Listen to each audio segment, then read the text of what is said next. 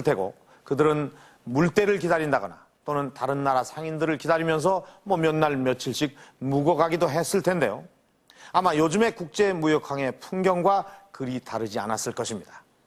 자, 당시의 한반도의 상황을 살펴보도록 하겠습니다. 이 중국 한에서 이 낭랑을 설치한 것은 바로 이 평양 일대입니다. 당시 이 한반도는 이 한강 이남으로 70여 개의 소국이 3만 연맹체를 이루고 있었고, 또 일본의 그 초기 야요이 문화가 활발했던 것은 바로 이 북구주 지역입니다. 중국 한에서 낭랑을 걸쳐서 해안선을 따라 쭉 이 북구주 지역까지 연결을 해보면 그 가는 길목에 늑도가 있습니다. 자, 이 중국 측의 기록을 한번 보도록 하겠습니다. 이 낭랑군에서 이 해안을 따라서 쭉 남쪽으로 가다가 다시 거기서 동쪽으로 가면 구야 한국이 나온다. 근데 거기까지의 거리가 7천여리. 그리고 거기서 천리를 더 가면 대마도가 나온다. 이것이 일본까지 가는 그 길의 얘기를 언급한 삼국지에 나오는 그런 기록입니다. 자, 이 기록을 보면 중국에서 일본까지 가는 그 길의 섬과 나라 이름이 계속 열거가 돼 있는데 요즘 말로 치자면 그것은 결국 중국에서 일본까지 가는 항로를 말하는 것입니다. 거기에 7천리니 천리니 하는 그 거리까지 언급해 놓은 것으로 봤을 때 그저 단순한 상상만으로 지어낸 말은 아닌 것 같은데, 그렇다면 2000년 전에 이 고대인들이 과연 이런 항로를 알 수가 있었을까요? 그 해답은 바로 늑도에 있습니다. 동국대학교의 윤명철 교수는 한일 간의 고대 항로를 추적하기 위해 뗏목 항해를 시도한 적이 있다.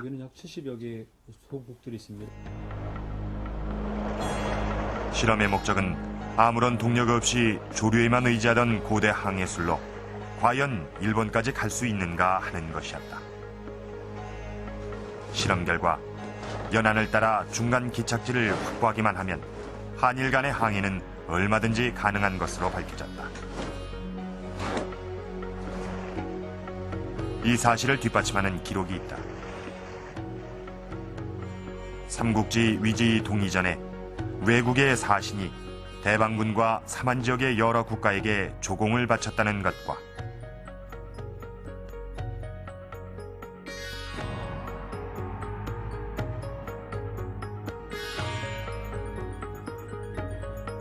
외국의 가장 남쪽 끝에 있는 외노국에서도 중국의 사신을 보내 수시로 조공했다는 기록이 그것이다.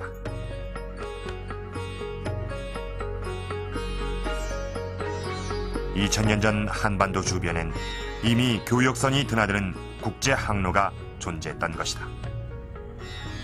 일반적인 인식과는 달리 선사시대나 고대에는 일상적으로 루트를 육로가 아니라 수로를 많이 사용했습니다. 육로를 사용할 경우에는 시간도 많이 걸리고 많은 양을 운반할 수도 없고, 그리고 늘 적대국의 감시와 방해를 받아가면서 움직일 수밖에 없거든요.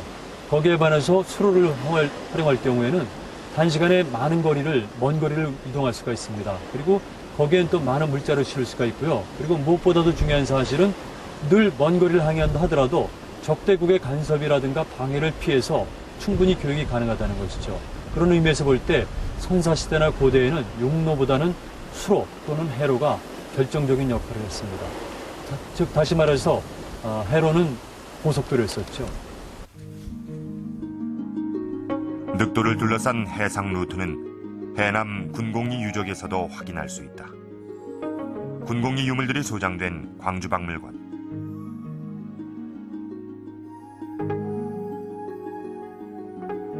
해남 군공리의 유물은 기원전 1세기에서 3세기, 늑도와 비슷한 시기에 사용된 것이다.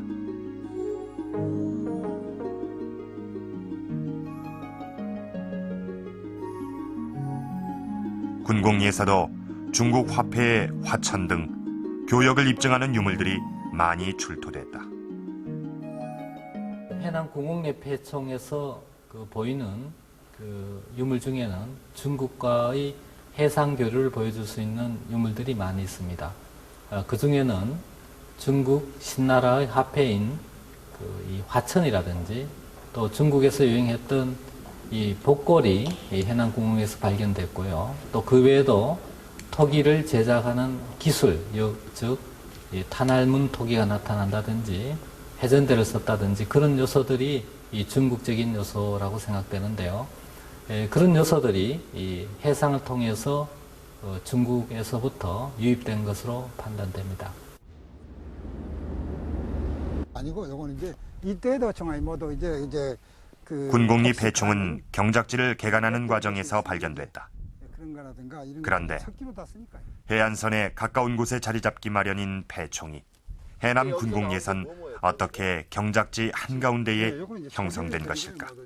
당시 이제 요즘 것도 다 같잖아요. 보면 요건 이제 뭐 굴껍질이라든가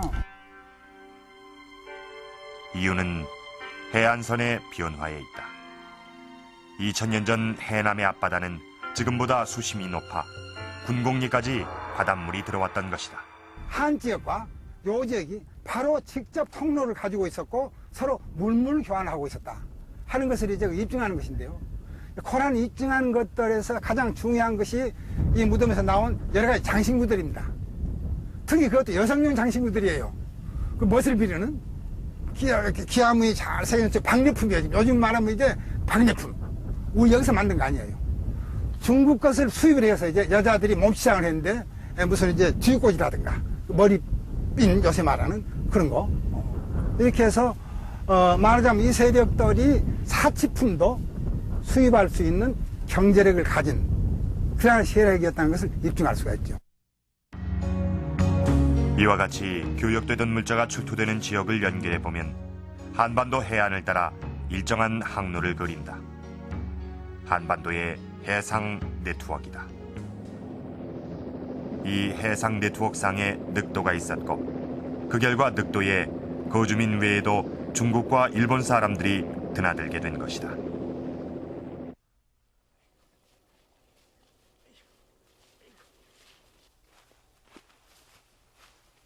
늑도엔 외국 상인들의 출입을 짐작할 수 있는 또 다른 유적이 있다.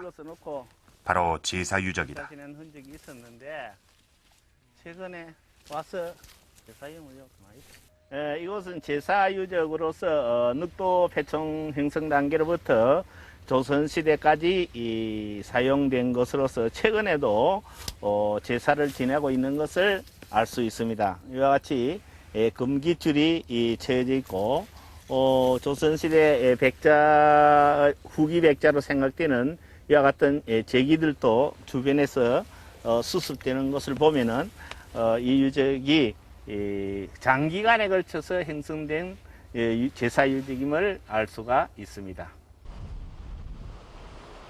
고대 항로상의 제사 유적은 교역 활동과 깊은 연관이 있다.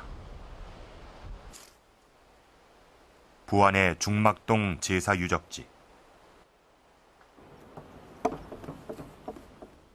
이곳은 조선시대까지도 바다에 제사를 지내는 사당으로 쓰였다.